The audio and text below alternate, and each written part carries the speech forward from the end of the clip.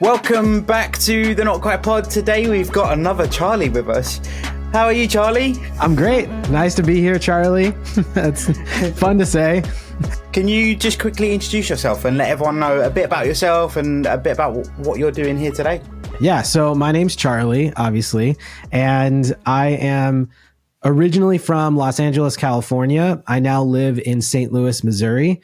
I have a beautiful dog and a beautiful girlfriend, and we all live together. My dog is not a guide dog or a service animal, but I am blind. I see like I'm looking through a straw, and I have night blindness, a ton of other things that I'm sure we can get into at some point if you'd like to, but just know that I'm very, very blind, 96% blind due to retinitis pigmentosa. And I also love being blind. It's a big part of my life and something that I actually have learned to enjoy over time. And yeah, I work as a disability life coach and run a coaching practice for people with disabilities. And that's, I guess, a pretty short synopsis for now. Yeah. Hi guys, I just wanted to quickly interrupt this episode to tell you about a company called Optic Coaster.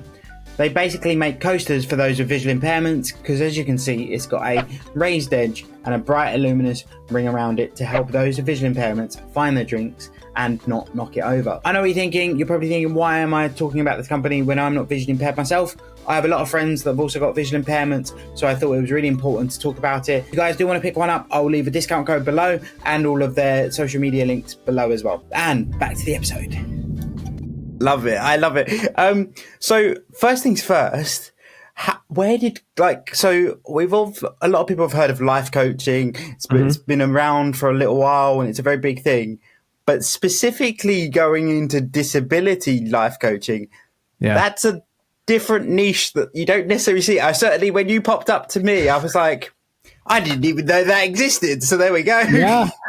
Well, that's kind of the point, actually, is that I wanted there to be a resource for people with disabilities who needed a type of support that wasn't necessarily therapy and came from the perspective of someone who lives with a disability themselves. And I think that's really, really important, is that it's coming from someone who has a disability, and all of our other coaches and employees are also disabled, but across the disability spectrum. So that's another aspect of it that is super important. And really, we're just creating community for people, creating understanding, but also giving them resources so that they can take next steps in their life based on what is actually accurate and true about the disabled experience and not what you might fear or learn about growing up before you get your diagnosis. And I've lived my entire life with my disability, and I have family members that have my disability too, a lot, honestly. So being disabled was quite normal for me. And over time, I learned that that wasn't the case. So just through training and different work that I had done, I realized this was something that other people with disabilities needed, especially those who might be going through their diagnosis journey for the first time. And it's been really successful and awesome. And I love the people we work with, and I love the work that we get to do. Love it. I'm guessing it all comes from the journey that you had growing up and everything that you tackled sort of on that journey. What was that journey like when you were growing up? Was it quite up and down? Was it quite straight? How did it go? I'd say probably up and down. I was diagnosed at 5, and the way that blindness in my family was treated was, look, we have this thing. It's called retinitis pigmentosa. A lot of us have it, but it's not really a big deal. No one really uses a cane. No one talks about it that often. And really, my mom was probably the first person in my family that started to use a cane more outwardly. And even that was like an ID cane. It wasn't an actual mobility cane that I use now every single day. And I almost was raised with this understanding that you are not fully blind, so don't claim the blindness, which is something that a lot of people with disabilities experience. It's the question of, am I disabled enough? That imposter syndrome, right? Yeah. And I was raised around that. So a lot of my journey was twofold, right? Part of it was feeling really welcomed and normal being disabled, and then also feeling like I couldn't fully claim my disabled identity. And over time, I unraveled that through lots of, bullying and exclusivity and, all the things that you deal with and, running into things all the time when not using my cane. And then eventually learning that, hey, this actually really helps me and I should just act as if I'm the person that I am and I'm blind and I need to use a cane and it's helpful. So, that journey took about 20 years or so for me. Yeah. Yeah. Wow. I mean, it's interesting because I had a similar thing of like, so when I get asked the question, like, how long did it take you to like accept your disability? And I always come back to that question and say, it really took me till I was about, I'd probably say 16, 17, maybe 18. And so like proper late teens before I went, you know what? Like, fuck it. I'm disabled and that is what it is.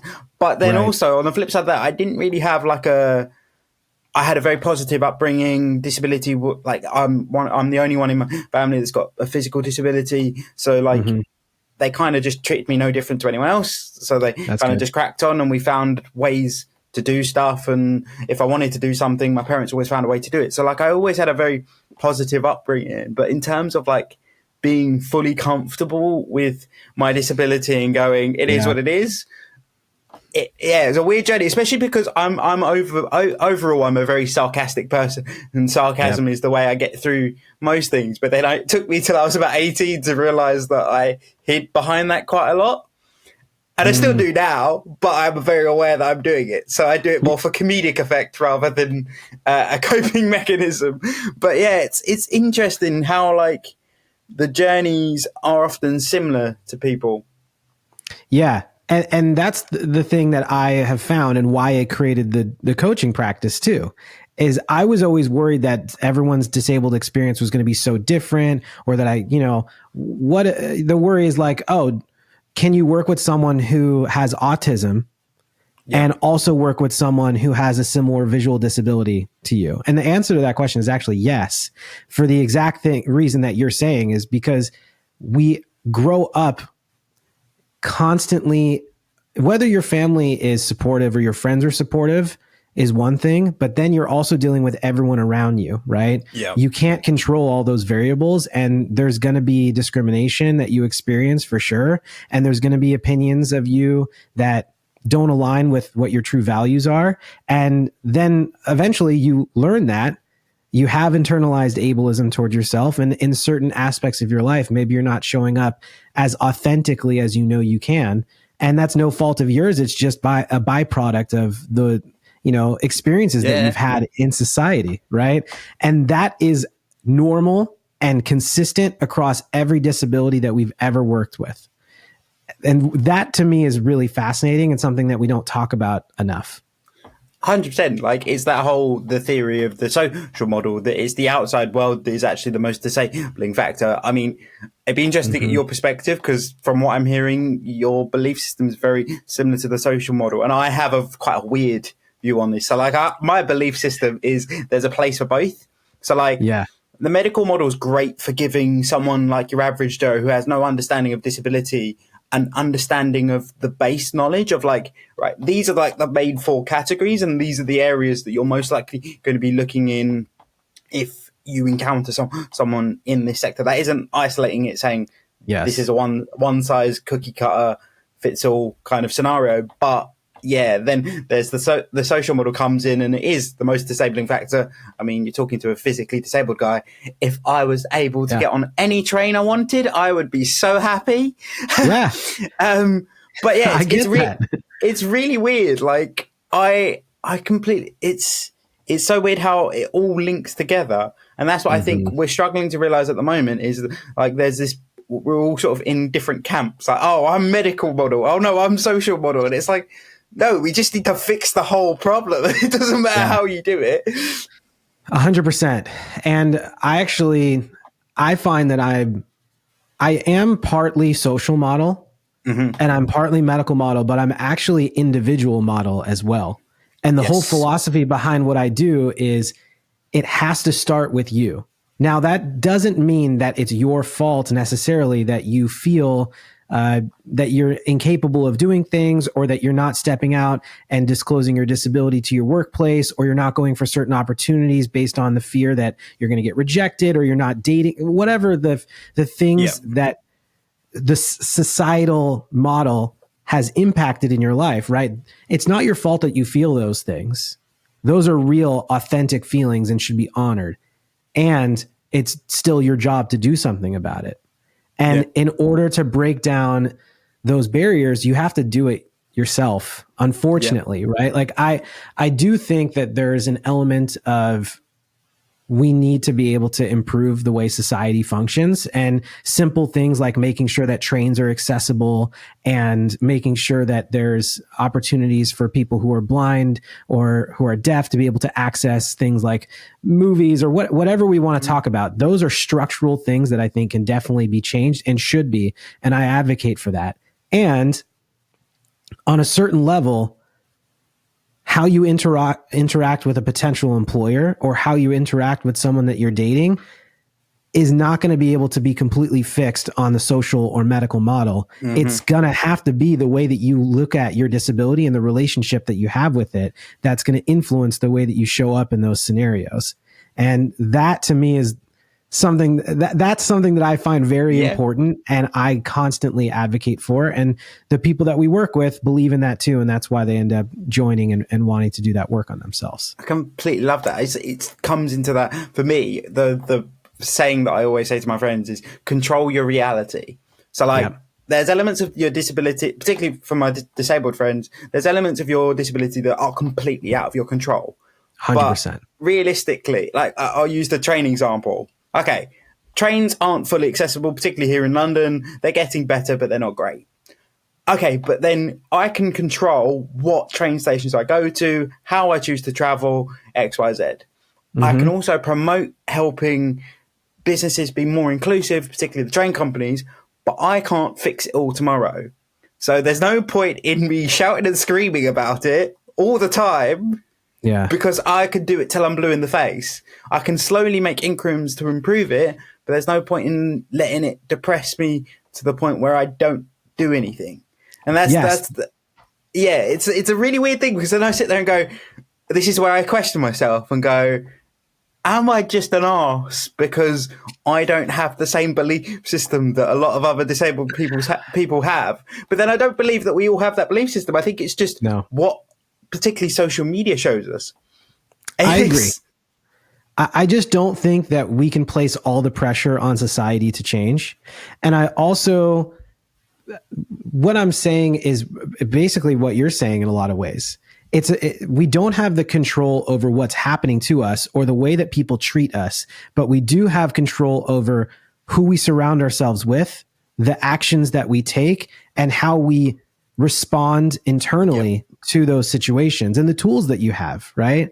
If you don't have a toolkit to be able to process through challenging emotions when you are rejected from certain opportunities because of your disability, how is that going to later impact your actions of going out and doing the things that you truly want to do, right? Yeah. Like, I still go out there and try things and do things, even though people tell me, I don't know if it's going to work out. I just say, I'm going to show up. I'm going to talk it through with them. I'm going to be calm. I'm not going to be upset, because when you advocate for yourself with kindness and you still hold your boundaries and still stay firm and know what you need at the same time, that's when people actually are able to accommodate and give you what you need. And I think that's a big piece that's missing. So what you said is exactly what I believe.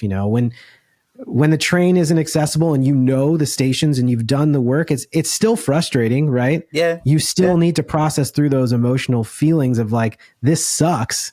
This is bullshit.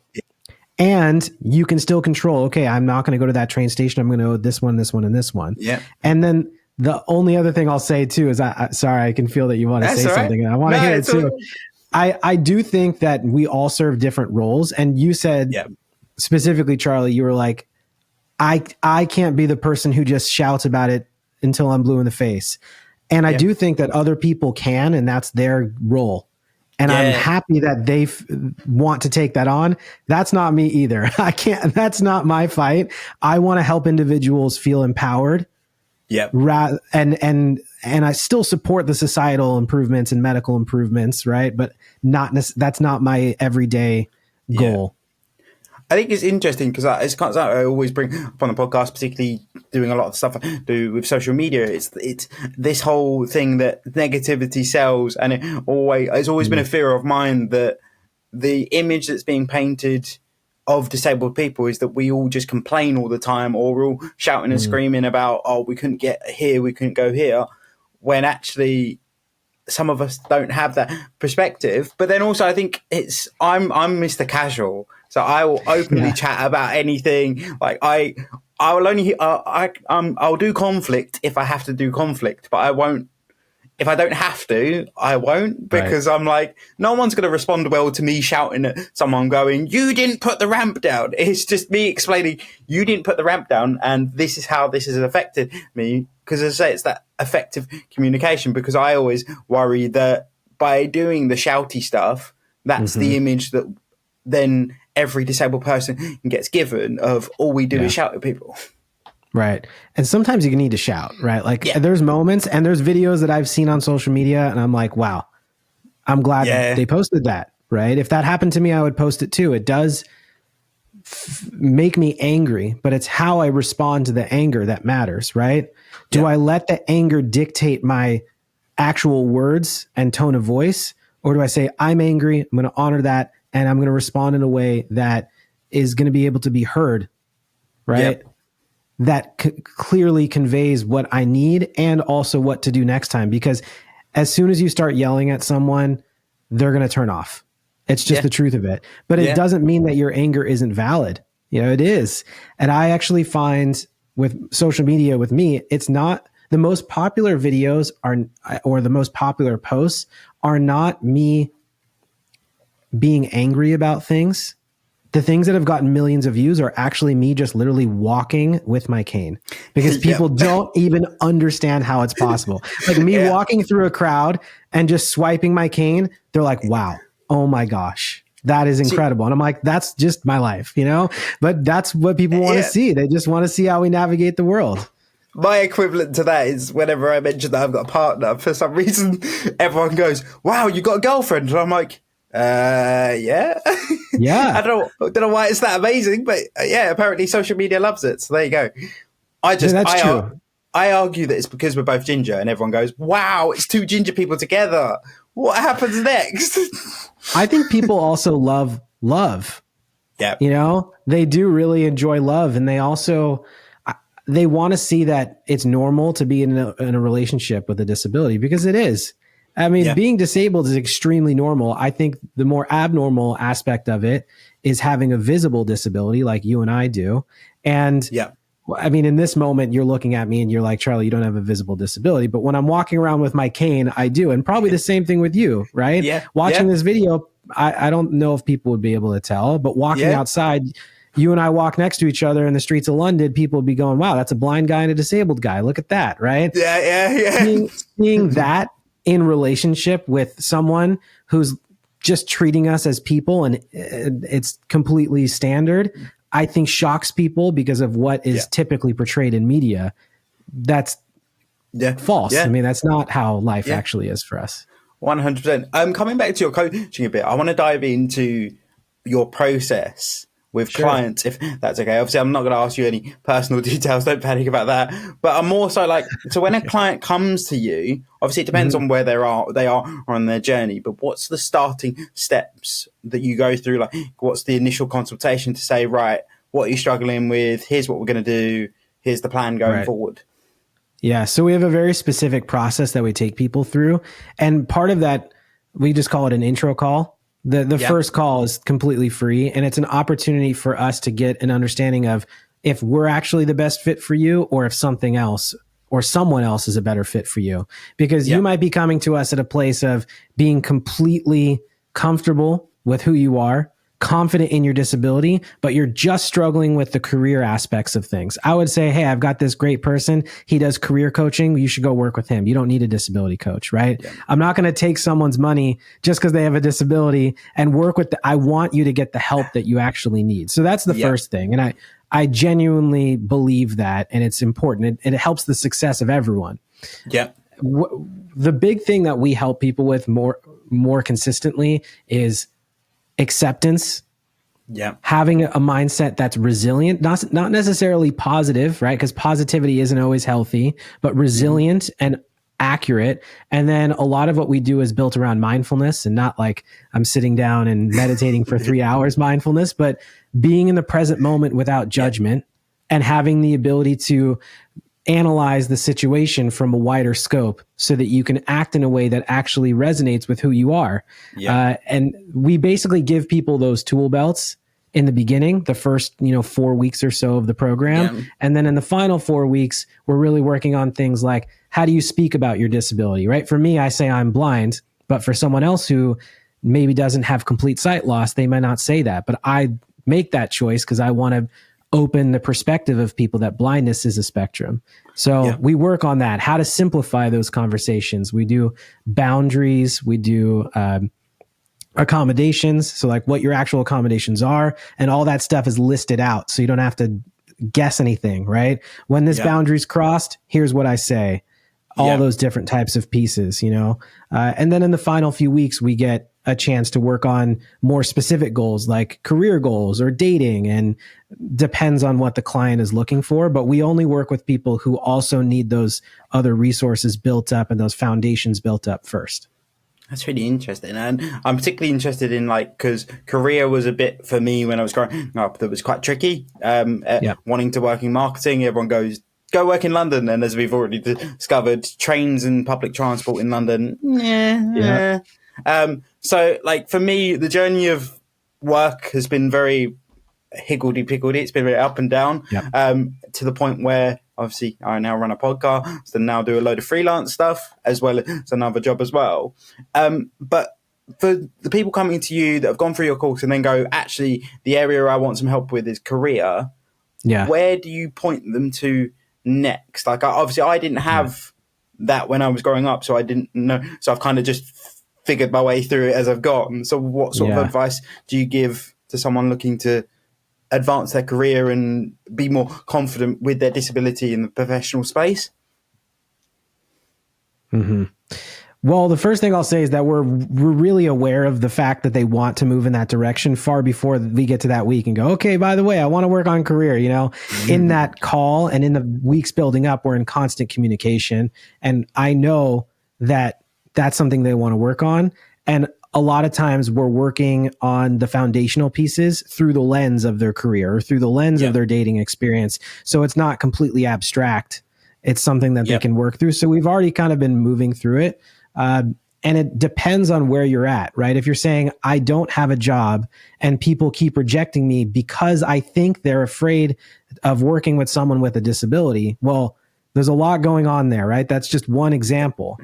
But specifically in that moment, you said the words, or they said the words, I think they're rejecting me because of my disability. So we first need to unpack, do you think you're a burden, right? Do you think that you're less desirable of an employee? And if you have any of those thoughts, we need to work through them and figure that out, and then create a really specific way of how you present and disclose your disability that not only shares only what they need to know, right? And keeps things professional and private, but also makes it clear that it doesn't hinder your ability as an employee, because that's what you know inside. That it is just a part of what you do, and you're going to need to do things differently, but it won't impact the work that you do, right? So that's the type of thing that we do, and it depends on a lot of different factors, right? How the employer acts, how the client acts, what the type of accommodations are. So there's a lot of different factors, but that's a common example. And I'd say with a lot of success, we've had a lot of success with people coming to us with career questions and moving up. And it's just about saying, hey, by the way, I'm deaf. I can't, I don't know if you know that, and I need XYZ to happen so that I can be a better employee, like even better than I have been. And I just wanted you to know that, just because I trust you and I know that you're going to be able to support me through that process. So let me know if you have any questions, but other than that, I'll see you guys at our next meeting. Like that simple, right? Yeah. Yeah. I think it's really hard because it comes down to that whole thing of getting an employer that's understanding and just willing to listen. Because a lot of times, so if you can get someone to just listen, they have that, oh, okay, I see why that's a problem. And you're like, yeah, that is a problem. And it's really interesting because even to this day, how hard it is to find, because even in these like people first organizations, half of them are trash. Right. Like, it's like half of them say it because it's a cool marketing pitch rather than actually do it. And that's the tricky point. And I think it's, as you say, it's a lot about the way you carry yourself. Like I've always been very fortunate that I've always been sort of fake it till you make it, kind of Jack the lad, kind of always cracking jokes and seem quite confident. I mean, there was definitely some internal stuff going on in my younger years as well. I do. But yeah, it's interesting that it's all about finding the right situations, but then also just presenting in the right way.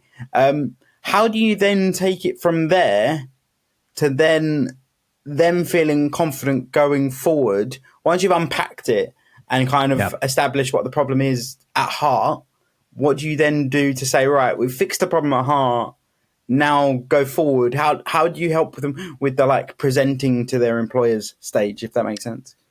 Absolutely. So I think the big thing too is that every program that we do is 8 weeks in length, whether it's the group program that we have, which is called Confidently Disabled, or it's a one-on-one program. So either way, for the first 5 weeks or so, we're working on unraveling all those issues and building the tools and the foundational skills so that they do have the confidence and they are feeling confident. And I wouldn't have them take those next steps if they weren't feeling confident. So that's number one, because you're setting someone up for success or failure in that moment, right? Yeah. 99% of the time they're ready for it. When you actually do take that next step, it's about having everything written down in clear, concise fashions. So they've already practiced what to say with me or with one of our other coaches, and they've scripted it, but they've practiced it so that it doesn't feel scripted when they're actually saying it. And the other thing too is that when you present that information, there's no going back on it, right? Once you say, I need X, Y, and Z to be a better employee, it doesn't cost anything. Thanks for supporting me. I just wanted to let you know. And they say, we'll see if we can make that happen. You then have to double down and be confident enough to say, this is a non-negotiable for me. It's completely free to do. And I'm happy to work with you to try and make sure that it happens, or not try. I would say I'm happy to work with you to make sure that it happens and collaborate with you. And in order for me to continue being a valued and incredible employee, I need this, right?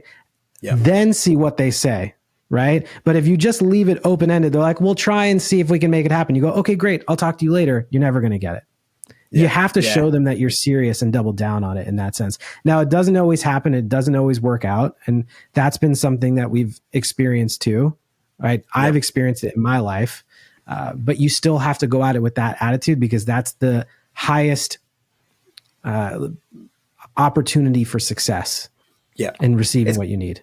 To use I think it's a British term. I don't know. I think it's kind of both, but to use a British term, throw enough shit at the wall and hopefully something will stick. Kind of, right? I mean, it's still, the strategy is very specific of how you present it, when you present it, what you say, and then how you respond. All those things are very specific. It's almost like sticking, like a flag in the ground, or like sticking your toes and boots in the ground and going, I'm not going anywhere, right? Yeah. You can either remove me or you can work with me. And that's how it's going to be, right? And this is a way that I would present it if you've already been in the company, right? And maybe you haven't disclosed before, but it'd probably be a different strategy if it's the first time and you're applying to a company and talking to them about it. Similar, but not exactly the same. It's that other debate as well. It's like I get this for both when I talk of employment and talk of dating. It's like, do I disclose my disability on my application or on my dating profile? And it's always a bit of a grey area because it's on the one hand, it could work out that you don't tell them and then you suddenly tell them and then they've got no choice, or it could backfire. It's a really tricky one to try and find the right answer to. For me, there's a right answer. That's just it's not the right answer for everyone, but this is the right answer for me and for the people that we work with. Is if you're disabled, there's nothing to be embarrassed about with that disability. It's a part of your life. Sharing about it doesn't mean that you have to tell them that's all of who you are. Yeah. You just tell them this is a part of who I am. We can talk about it at a later time, but I just want you to know. That's it. It doesn't need to be more. What about the whole argument of getting your foot in the door, though? So, like, for example, if I go to if I am going for an interview and they don't know my disability, and because they've not got that preconception of Charlie's disabled, he's not going to be able to do this, this, and this. It's got my foot in the door rather than me going, oh, I'm in a wheelchair, and they're like, oh yeah, we won't use him. And as much as we like to argue that doesn't happen, it does. It does. It does. My argument is I don't want to date the person that I need to put my foot in the door by hiding my disability, or I don't want to work for the company that makes me hide my disability. Period. Okay. If that's the way that I need to get in, there's going to be problems down the line. And they're going to be way bigger and way more detrimental than you disclosing your disability and them saying we're not here for it. In my opinion, that's actually probably a gift. Because I've done it where I have gotten into relationships, not this current one. The current relationship that I'm in with Greta is fantastic. She's incredibly supportive and just treats my disability as a part of my life, right? Yep. I've been in other relationships where when I told them, eventually, they wanted to fix it. They wanted me to go to Germany to have some kind of crazy hypnotic eye surgery. You know what I mean? It got bad. It got bad, but my foot was in the door. I was in a relationship for 2 years, but you got to realize what's your goal. Is your goal to have a lasting partnership with someone that's going to be there and really care about you and be there for you for all of who you are, or is going to care about all of who you are except for your disability? No, it's a very good point. And I think you just aren't, for me, it's just a realization. I think mine, particularly when it comes to employment, it was more of a chip on the shoulder of wanting to be like, I told you I could get in. That's fair too. I told you I could get here, right? I told you I could do it. And of course you can, just knowing you for even this little bit, you're obviously a valuable person and someone that can bring so much to an organization and even your own. Obviously, look how much value you're creating just through this podcast, right? And all the other things that you do. To me, that's not your value aside from your disability. It's not the value because of your disability. It's all a part of it. Yeah, and if I were, I'd want you to share all of that, and you do, and look at the value that you're creating. 100%. I think as well, I've done a lot of growing the last 4 years, I think probably my most growth of just accepting it and being a bit more gung-ho with it. But it's interesting that we all go through these journeys. The one thing I did want to come back to with your coaching is I'd imagine with the whole, obviously supporting people with acceptance of their disability and helping them on their disability journey, one thing that constantly comes up, I would imagine, is mental health. Now, first question I want to ask on this topic is, what's your journey with mental health been like?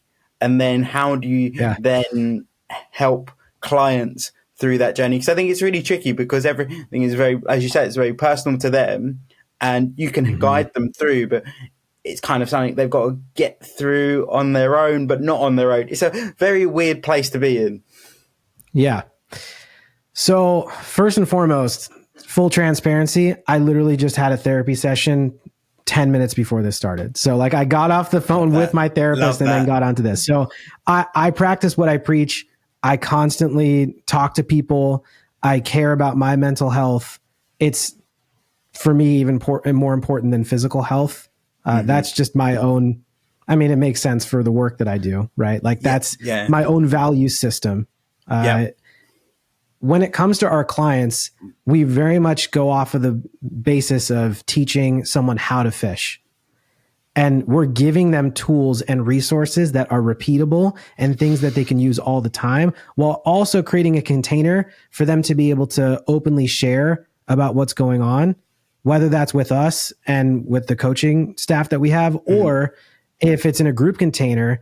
I mean, this is one of the best programs that we have, because having a group of people that are all connecting and seeing each other at the same time and like, oh my God, you experienced that too. And just being there for each other. A lot of that therapy happens there. But honestly, a lot of times if someone is really struggling with mental health and they specifically need someone to talk to, and don't just need a coach to tell them how to do it or to give them tools, they also need a little bit more. I won't let someone join the program unless I know they're working with a therapist at the same time. And that's just out of my own belief system and level of responsibility. I'm not a therapist. I don't plan on becoming a therapist. I believe in coaching, and I also believe in therapy. And I want people to either do both, one or the other, when it fits them, you know? And I think that's very, very, very important. 100%. And something that's been talked about a lot recently, therapy. What's your journey with therapy been like, if you don't mind me asking? Because it's been around a while, but people have only just started talking about it. And obviously, and I think as well, people are starting to explore it before they get to crisis point as well, which is a great thing. It's a great thing. It's a great thing. For me, I had a very interesting journey with therapy when I was younger. First and foremost, I don't believe I've ever really gone through therapy for the purpose of dealing with my internalized ableism. I've done that through other resources and through other processes and through other training programs and pieces. For me, there's been other aspects of my life that have been traumatic that I've needed to work through.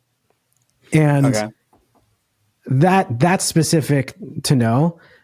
I do talk about my blindness in therapy sometimes, but to be honest, it's not the main source of my challenges in life. It's one of them.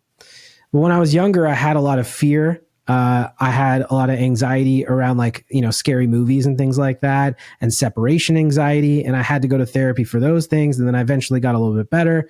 And then later on in life, I had relationship trauma. I even spoke about a little bit of it.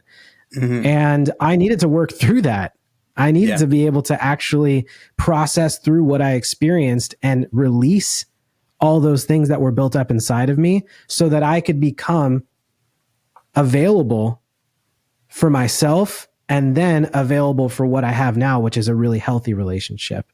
So that was my journey with therapy. And now I'm in therapy for challenges with my family to make sure that I'm keeping up with things in all aspects of my life. And the biggest thing too is that I make sure that I take care of my shit so that I can be there for our clients. Because if I'm not taking care of myself, I can't take care of other people. And that is really important for me. I completely understand. And one of the other questions I wanted to ask you is the fact that obviously running a coaching business and just being entrepreneurial in general has its own thing of finding capacity, like you say, dealing with keeping healthy habits. So apart from obviously therapy, how have you managed to keep a steady workflow, but then also keep a good lid on average life, let's call it? I don't know what else to call it. Yeah, it's hard when you're first starting. I mean, wow. When I first started, I was working 7 days a week, truly. Yeah. And it was too much. And I actually offered programs that included voice and text messaging services 7 days a week. I've reduced that to 5, Monday through Friday, and even put a time limit on it. But it was 24/7. I was offering that. For the time being, when that started, it was really important. But I've limited the timing that I'm available. And my clients know that I offer far more availability than most therapists do, right? You can message me Monday through Friday, 9 to 5 p.m. my time. And then I also have other coaches that we've strategically put in different time zones so that we cover more time without me having to cover more time. And that has been huge. So just doing that has been amazing. And also training people to do the work alongside me has taken some of the burden off. And then I just, when 5 o'clock hits and I'm done with work, I'm done.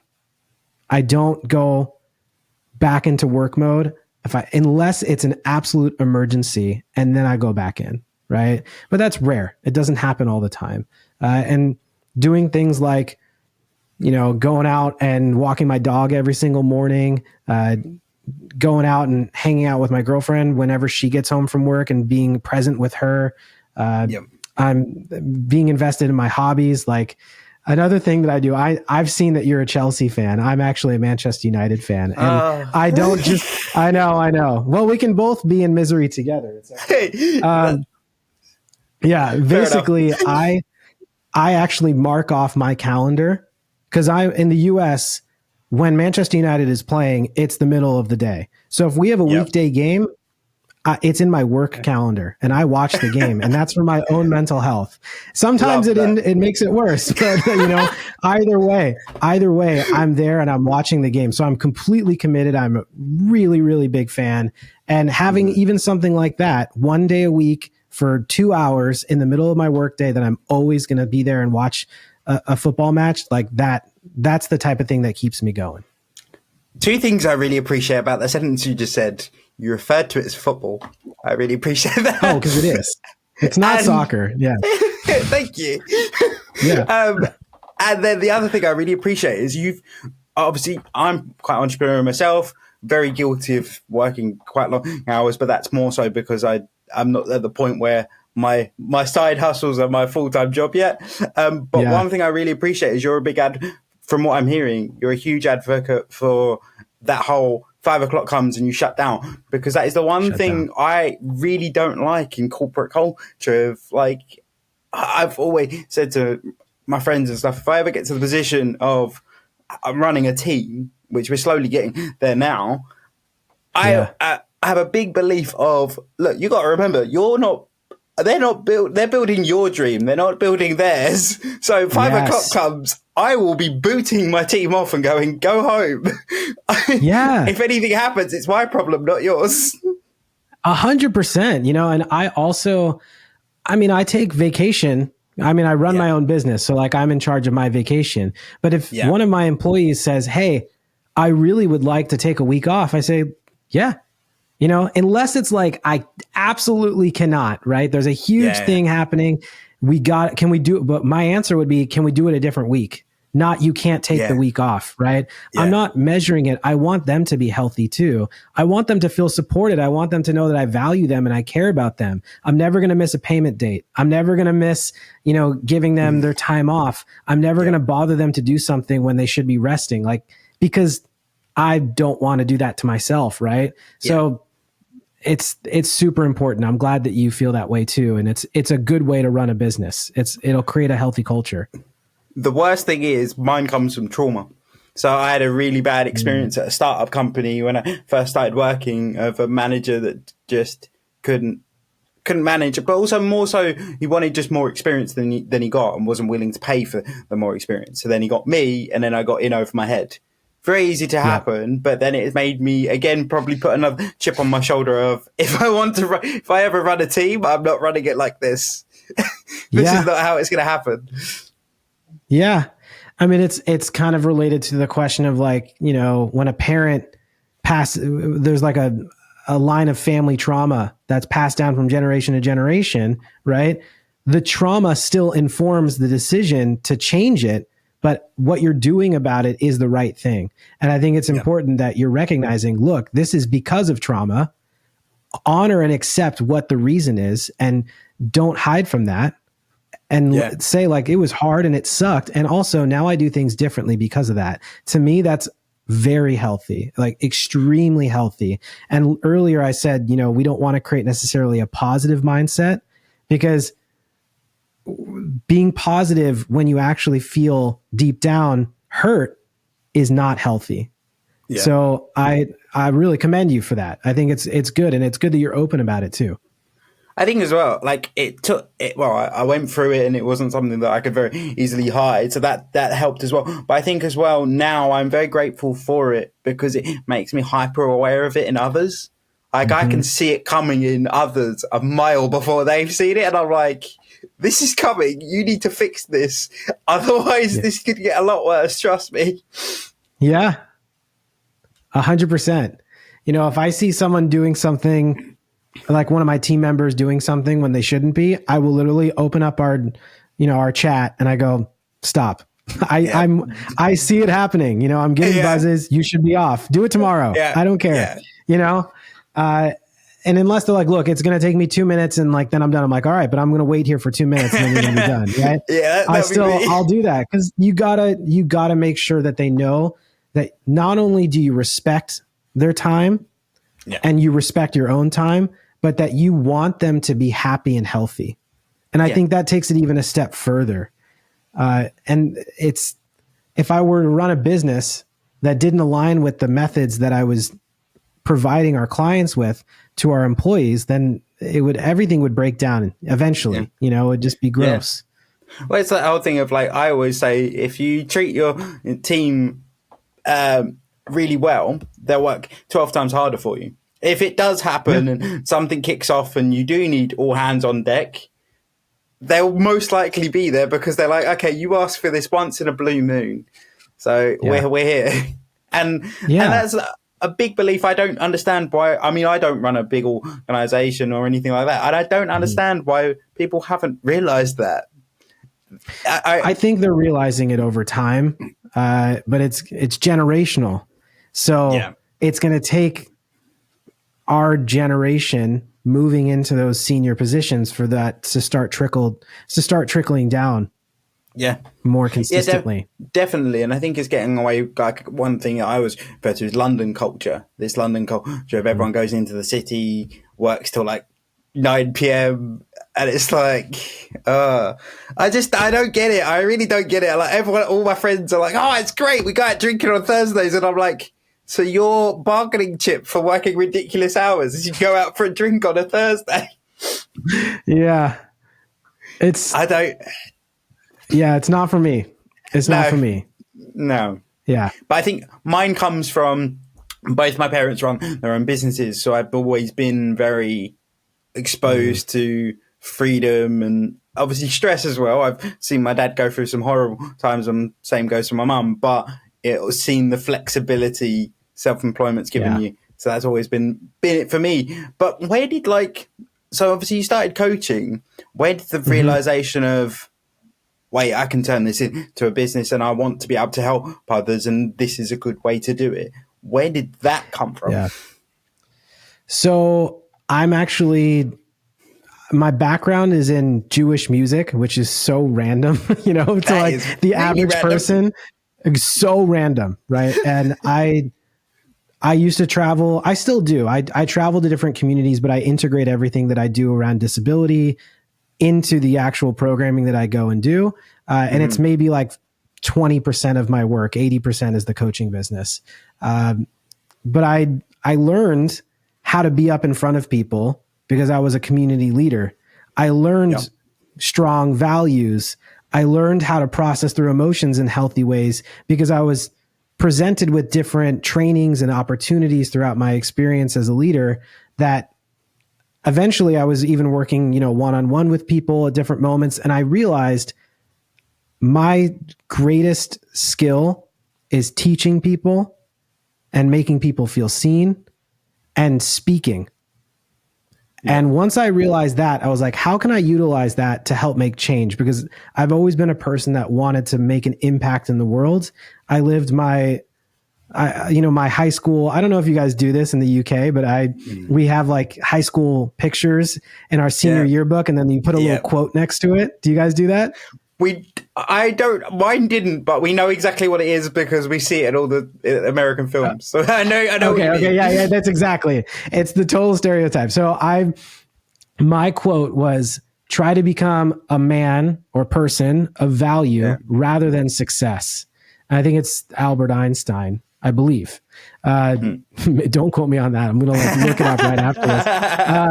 I believe it's Albert Einstein though. And I've really tried to live my life based off of that principle. And I've even taken it a step further, is that the more that you give value the more successful you end up being. If you're actually, funny enough, going from Albert Einstein to Snoop Dogg, okay? But I've seen an interview with Snoop Dogg at one point, and he was saying, look, if you're doing what you're doing to make money and be successful, you'll never be successful. But if you're doing what you're doing because you genuinely love it and you care about it, and you have that drive and passion because you want to be making a difference in your work, you're going to be super successful. And I also look at it too as like, it's a long road, you know. Success is something that you build over your lifetime, not in a year. So I've realized all those things and realized, look at what I've created with my own lifestyle. I have all these tools. I have all this training. I'm going to go get a little bit more training and start helping other people with disabilities to live a life that they're proud of, that they're excited about, you know. And it's been successful and it's been awesome. And I look at it as like, it's just the beginning. You know, there's going to be other partnerships and opportunities that come up and help more people. And I'm excited for the future. I love this. I mean, I'm asking this question for a personal reason, but also a lot of other people ask it as well. So obviously you've built a coaching business from scratch. Yeah. The hardest bit of building any business, particularly client-based, is getting the first few through the door. How did you do that? Oh my Lord. It took me forever. It was so hard because what I'm good at is helping people and teaching and listening and creating programs. Like it's always been very built out. Yep. What I didn't know how to do was sell. Yeah. And that is hard. Yeah. And it also, for a person like me that was brought up on like a belief system of money isn't everything, to then have to sell what you do to make a living can sometimes feel a little bit gross. And I had to go through a whole process of learning that if you charge an equitable price that meets the needs of both yourself and your community, and you find the price that's doable for people, and you truly believe in your product and that it will help people, and it does help people, if you don't learn the skills of how to sell it, you're actually doing yourself and all the people that you could help a disservice. So I had to learn how to do that. And it was very uncomfortable. It took me a long time. And then I got my first 3 or 4. And then, you know, I started to get more comfortable saying, great, you know, this is how much it is. And let's get you signed up. And if they said, okay, great. Or if they said, I need help, we can figure those things out, you know? So it just took time to really figure all those business pieces out. And honestly, I'm still learning those things, and I will probably for the rest of my life running the business. What I quite like is there's a lot of similarities between myself and you. One of the hardest bits I struggle with running any of our little projects is sales, because I just every time I try and do it, it's always like it just always feels very. I believe in the product, but I struggle to make it sound not sales. I always think, does that sound really salesy? And that's the where I always end up. I think the biggest thing that I've learned, you're not asking for advice, but I'm going to share, and this is not for you, but this is just what I've learned to work the best. And it's authentic, right? Like it's not manipulative.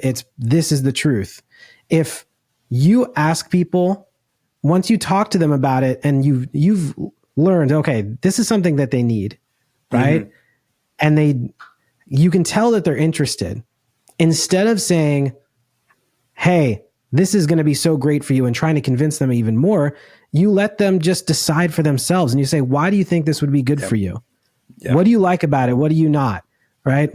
What do you need to hear from me to make you feel comfortable like this is the right fit for you? And if all those things align, be like, okay, this all sounds great. Let's get you signed up. And they convince themselves, right? But it's not a convincing, it's a realization of, this is what I really want to do. And you're being authentic. But I'm not going to do that with anyone who I feel needs something else or doesn't resonate with it, because then it's gross and salesy, because you're trying to convince them that they need it when they really need something else. And that's bad practice. But if they really need it, let them talk to themselves and let them tell you why they need to work with you, so that you can create that level of comfort as well. And that has helped me create so much more success in the business, but also so much more comfort between everybody throughout the rest of the program as well. Because it's not forced. It's a genuine connection. And I think those are the brands and the organizations and the businesses that we feel a lot more connection to, rather than the ones that is kind of there because we have to use them, and they're there to serve a purpose, and we've kind of been wedged to fit in. And it's really interesting, because I think this is something that loads of people struggle with, the whole, when building businesses, the whole selling and building up and getting the first clients. But I think the thing I've realized is there's no one's got a cheat, like not a cheat sheet, but like a do this, then do this, then do this. Like it's really individual to every scenario, because like it is some sales that I've done, it's like I did not see this coming. Like you sit there and you go, I was just out for dinner and this just happened. I don't know why, but yeah, it's interesting. It's one of the bits of business that I think I've already said that I've already struggled with. Creative is my thing, if that isn't obvious. It's interesting, but it's nice to hear that I'm not the only one, and it's always nice to reassure that I'm like, okay, I'm not the only idiot in the room. Yeah, you definitely not. The opposite. And the other thing too is I've joined programs and worked with people on how to create more structure within my business and how to learn how to sell, right, from people that I trusted. But I don't know exactly what type of work you're doing, but for me, I'm working with people in the disabled community, and people in the disabled community can be sensitive to sales. And I've, even just at one point I put out an advertisement to bring in more people, and sometimes I'd get comments on it, but like, you absolute crook, taking advantage of people. I'm like, well, you don't know anything about me or what I do, but you need to be really sensitive to your community and to your market, and open the opportunities to them in a way and communicate with them in a way that makes them feel heard. And that is something that I've had to learn how to personalize for my business and my niche. And like you said, you're like, we've been accustomed to life coaching, but not with people with disabilities. And like, I'm learning those things every single day on my own. And it's that, I would say, has been a big learning curve too. And in everything I do, I want to try to be as authentic and understanding for the community as possible, because the goal is to really support the community. So, we've learned a lot. We've definitely learned a lot. And I think it's important to pay attention to those things and to be willing to grow and accept that you can make mistakes and then shift. Yeah, 100%. And I think that you've highlighted perfectly there of like, also the disability space is one of the most complex spaces to try and get into, because as we touched on earlier, everyone has different language preferences. Everyone has different ways they like things approached. Some are very jokey about their condition. Some are in a position where they don't really want to talk about it. It's kind of, they're not there yet. And that's a really tricky thing to navigate from a business like yourself, where it's like our target audience is disabled, but how do we make sure that we are being sensitive, but also resonating? Because the thing is, something that's oversensitive won't resonate with someone like myself, who isn't that. And it's a really tricky space to be in. I don't envy you on that bit. I think it's been a difficult journey with that part of it specifically. Internally, it hasn't been loud externally, but in my mind and my experience sitting in front of my desk, working through those challenges and figuring out ways to communicate with people with disabilities that makes the majority of them and the majority of us feel comfortable having the conversations that we have has been important, right? Because you're also not going to please everyone. Like we talked about, everyone has complex opinions and views.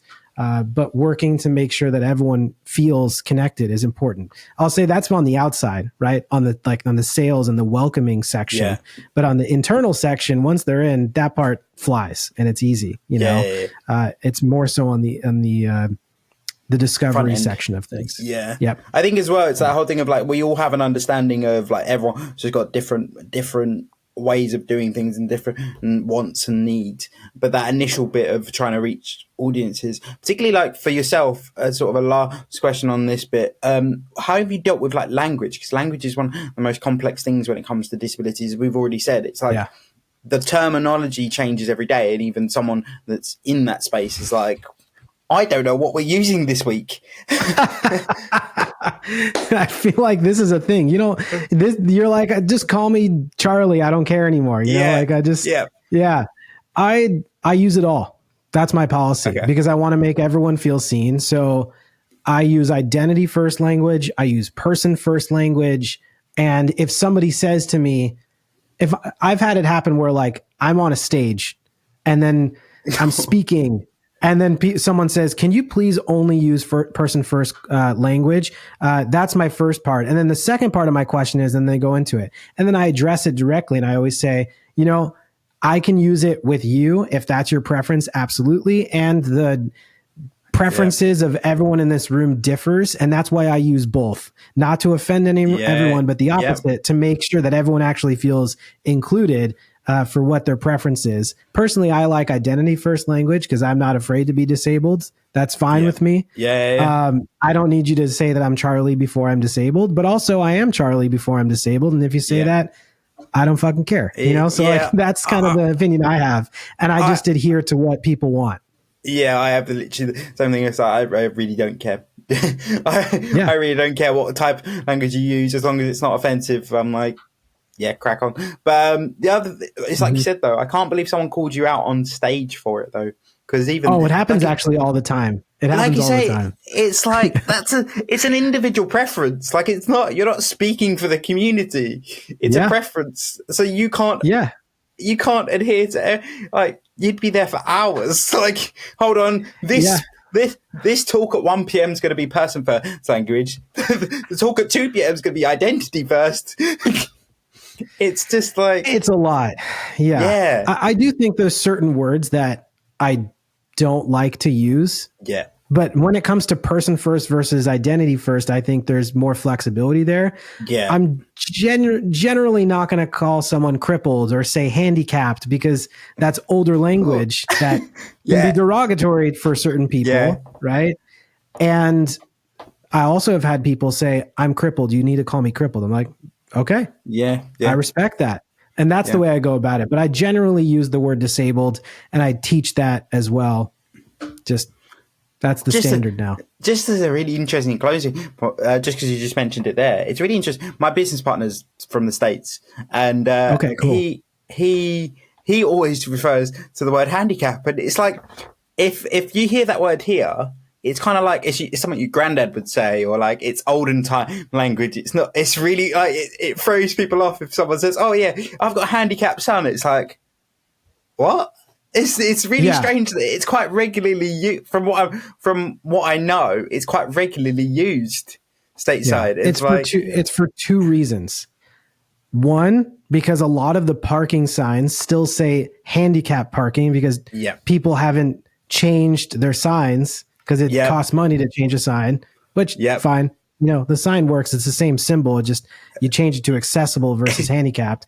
And also people always refer to bathroom stalls as the handicap stall, right? Yeah. So those two things confuse people.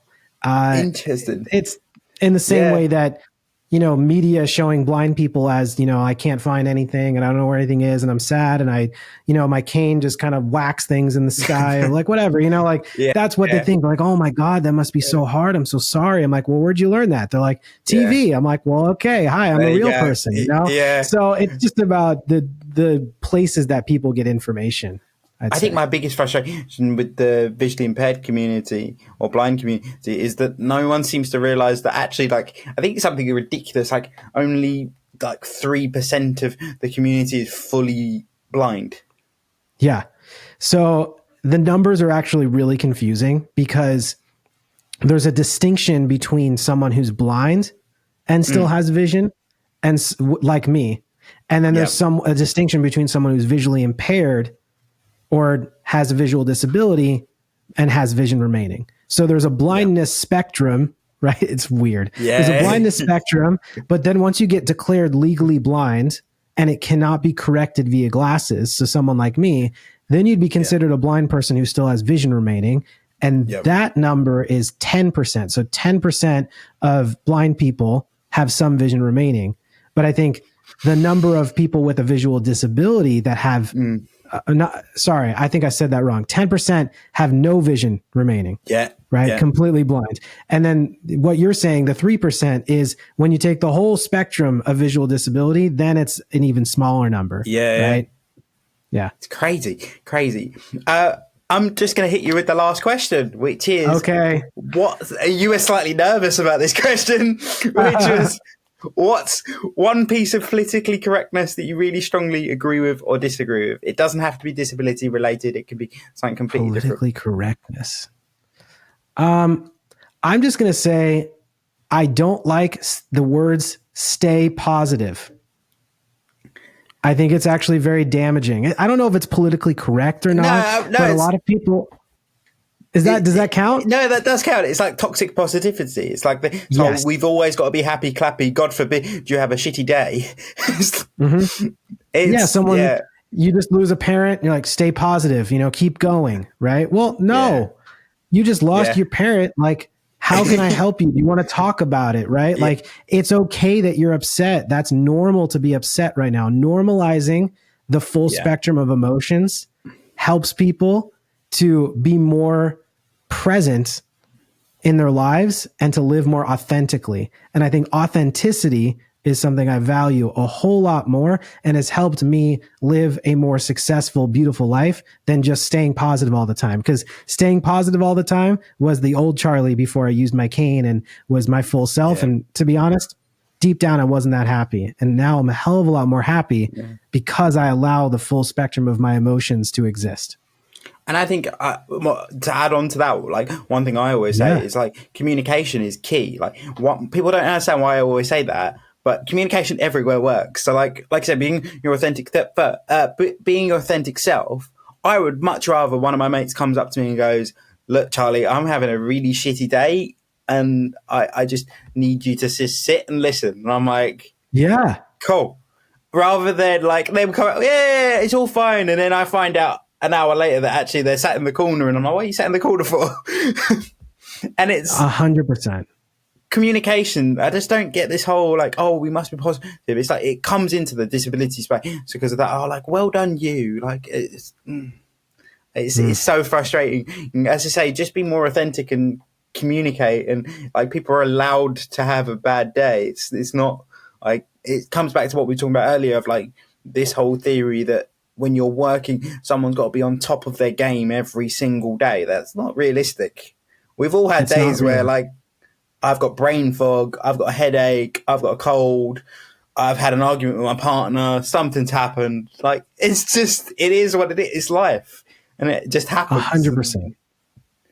But there you go. That's this. I mean, you and I are on the same page on that one. Yeah. Sorry I interrupted you. Yeah, 100%. And lastly, I always give my guests a chance to plug. And since we've talked about your disability coaching business, you may as well plug it. So off you go. I mean, we've been plugging it the whole time. But yeah, if you guys are interested in learning more about coaching, you think it might be something that would interest you, you can go to my website, www.charliekramervision.com. You can find out all about it there. We offer the first intro call completely free to you. And no matter what, whether it's working with us or working with someone else, we're going to help you take the next steps that'll lead you in the direction that you need to go. So honestly, I would encourage you to do it no matter what. And I just look forward to meeting you, and give me a follow on social media and keep boosting up this podcast too, because it's doing great work. Thank you. And it's just been really nice to chat and dive into this topic. As I say, it's not something that we've covered before. So thank you so much for coming on. Great. Thanks for having me. It's been a pleasure. Always good meeting another Charlie. Sorry that you're a Chelsea fan. Good luck the rest of the season. Let's not get personal. I know. Sorry. I went too deep. Thank you so much for tuning into this week's episode of the Not Quite Podcast. Please make sure you follow us on TikTok and Instagram to get regular updates about the podcast.